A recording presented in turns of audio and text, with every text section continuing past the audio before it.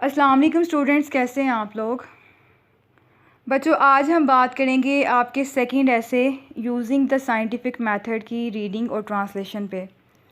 सबसे पहले काइंडली अपने पास अपनी बुक्स ओपन करें और एक पेन अपने हाथ में रखें। जो चीज़ें, जो पॉइंट्स और सिनोनिम्स बताए जा रहे हैं उनको साथ साथ नोट करें।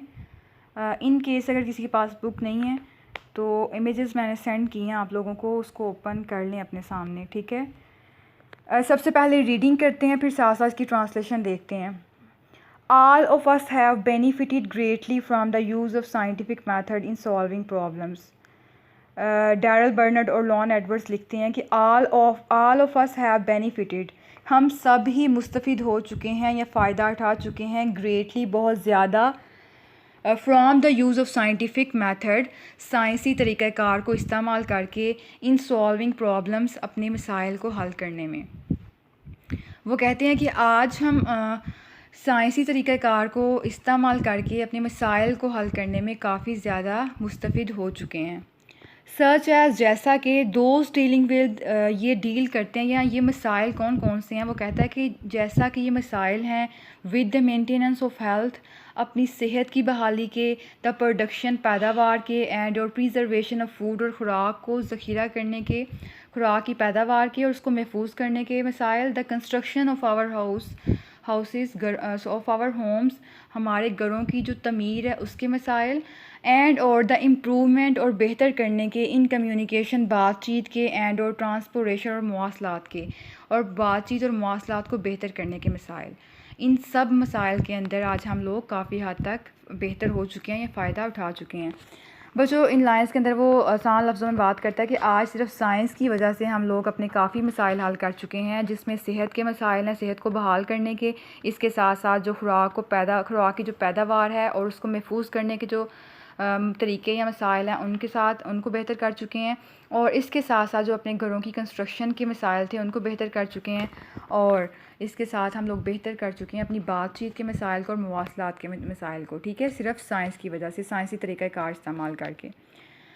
Not only have our ways of living change, कहता है अगरचे हमारे और नॉट ओनली, ना सिर्फ, have our ways of living change, इससे ना सिर्फ हमारे रहन सहन के तौर तरीके बदले हैं या तब्दील हुए हैं, बट लेकिन people themselves have also been change, लेकिन लोग ख़ुद भी काफ़ी हद तक बदल गए हैं।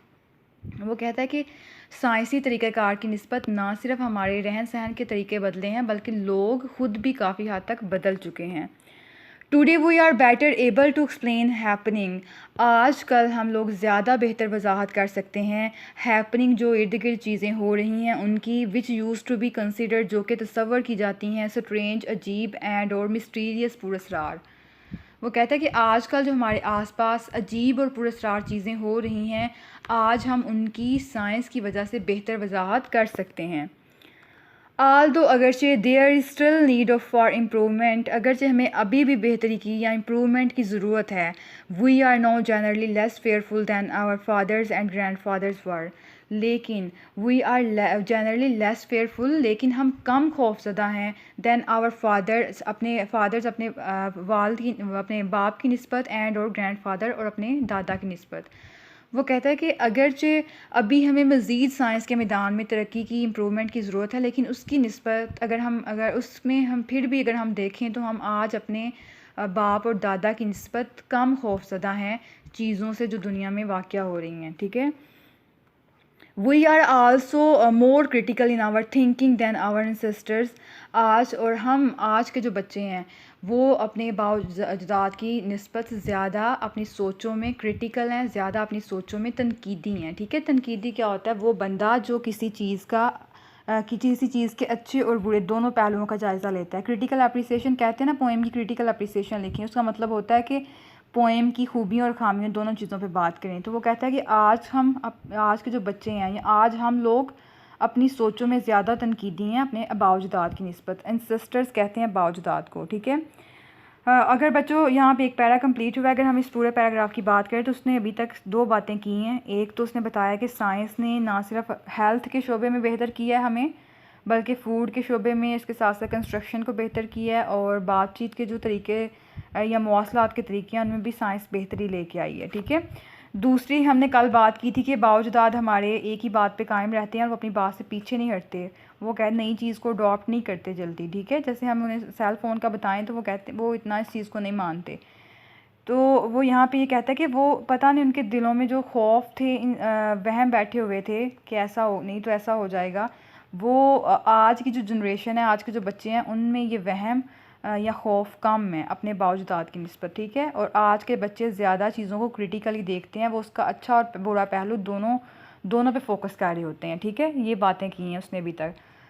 बच्चों ये चीज़ काफ़ी हद तक ठीक है। हमारे मुल्क पाकिस्तान के अंदर अगर हम लोग ये चीज़ नोट करें ना कि हम लोग क्यों नहीं तरक्की की राह में आगे जाते, या फिर हमारे बच्चे क्यों नहीं कुछ चीज़ें इन्वेंट करते, डिस्कवर क्यों नहीं करते, ज़्यादा डिस्कवरीज बाहर की कंट्रीज़ में क्यों होती हैं, तो उसकी वजह यही है कि हम लोग अभी तक रट्टा सिस्टम को फॉलो कर रहे हैं।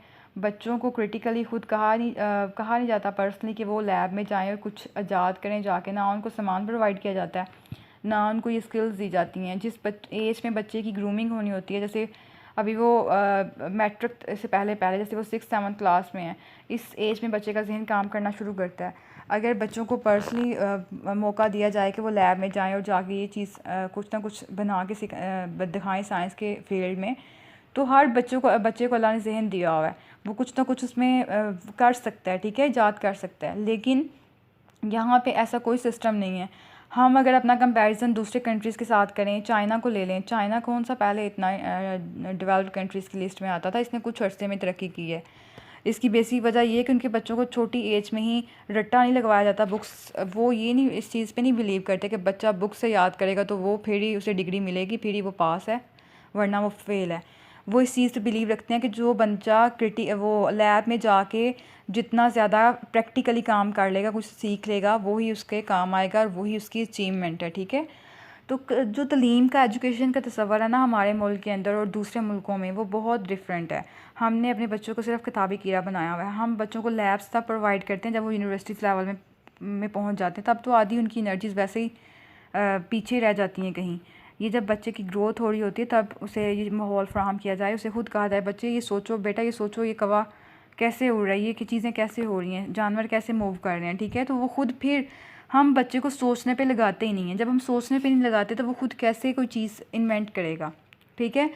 तो वहाँ पे लोग अमेरिकन जो हैं वो चाँद पे कदम रख चुके हैं, खला में इतने वो सफ़र कर चुके हैं। उसके पीछे क्या वजह है कि उनके बच्चे शुरू से ही लैब में काम करते हैं, प्रैक्टिकल इम्प्लीमेंटेशन, वो प्रैक्टिकल काम को ज़्यादा प्रेफर करते हैं बजाय वो किताबी काम को, ठीक है। तो ये एक रीज़न है और इसके पीछे हमारे बावजूदात का फ़ियर, खौफ है। लेकिन उन लोगों ने इस खौफ पे काबू पा लिया है, लेकिन हम लोग आज भी अंधाधुंध इन्हीं वहमों को, इन्हीं चीज़ों को, इन्हीं मिथ्स को, इनकी सुपरस्टिशन जो चीज़ें हैं, तोहमात, उनको ही फॉलो करते जा रहे हैं। हम खुद से कुछ सोच ही नहीं रहे, ठीक है। अब अगर हम बात करते हैं उसकी इनके, अभी मैं लास्ट डेज़ में एक डॉक्यूमेंट्री देख रही थी, तो उसमें उन्होंने दिखाया हुआ था कि किस तरह से अभी रिसेंटली एक बंदा खला में गया था, ठीक है, कुछ एक्सपेरिमेंट करने। जब वो वापस आ रहा था तो वो सीन कैप्चर किया गया है। जब वो नीचे ज़मीन पे उतरने लगता है ना, तो तब ज़मीन की उसने वो ली हुई है तस्वीर। ज़मीन इतना फास्ट घूम रही होती है ना कि वो बार बार कोशिश करता है उस घूमती हुई चीज़ पे। आप साब इस तरह से सोच लें जैसे पंखा वो कोई ग्लोब घूम रहा है गोल गोल, ठीक है, और इस तरह से वो घूमता जाता है, उसको समझ नहीं आती मैं पाँव कहाँ रखूँ। वो कितनी देर से कश्मकश में रहता है, फिर भी उनको इतनी ट्रेनिंग दी जाती है कि उसने फिर भी कोशिश करके वहाँ पे रखा। और वो देखने के बाद इंसान को वाकई फ़ील होता है कि आज इंसान ने अगर सितारों सियारों और हर चीज़ को अगर उस पर नॉलेज के साथ साथ अगर उस पर कमांड डाली है या फिर उस पर प्रैक्टिकली काम किया है, तो वो उसके पीछे उसका अपना जहन है जिसको उसने पॉजिटिव तरीके से इस्तेमाल किया है। तो किताबों की रट्टे रटाई तलीम से ज़्यादा खुद बच्चे के अंदर सोचने समझने की सलाहियत पैदा करनी चाहिए, ये बहुत ज़रूरी चीज़ होती है, ठीक है। तो वो कहते हैं साइंस ने सिर्फ बच्चों को इस काबिल बनाया कि वो खुद से सोच सकें क्रिटिकली या फिर एनालिटिकली। ओके बच्चों, अब हम नेक्स्ट दूसरे पैराग्राफ की तरफ मूव करते हैं। This lesson should help you understand how the use of scientific method has improve living conditions and change people.